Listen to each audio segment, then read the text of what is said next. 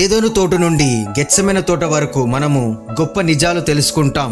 అది పూర్తిగా వింటే నీకు అర్థమవుతుంది. ఏదోను తోటలో పాపము ద్వారా దేవునికి మనము దూరం అవుతాము. కానీ గెత్సెమనే తోటలో యేసుక్రీస్తు మన పాపాల గురించి విజ్ఞాపిస్తూ మనలను దేవునికి దగ్గరపరుస్తాడు.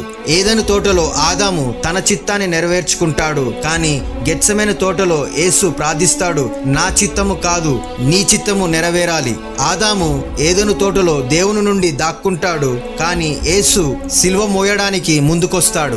యేసుక్రీస్తు సిలువ వేయబడలేదు, కానీ కావాలనే మన కోసము సిలువను ఎంచుకున్నాడు. ఎందుకంటే మన పాపము శాపము పోవడానికి. బైబిల్ గ్రంథంలో 1 కొరింథీయులకు 15:22లో ఇలా ఉంది, ఆదాము నందు అందరూ ఎలా మృతి పొందుచున్నారో అలాగునే క్రీస్తునందు అందరూ బ్రతికింపబడుదురు. అంటే మనం దీనివల్ల నేర్చుకుంది ఏంటంటే, ఏదైనా తోటలో పాపము ప్రారంభము, గెత్సెమనే తోటలో విజ్ఞాపించడము, కలవరి సిలువలో మన పాపాలని క్షమించబడము.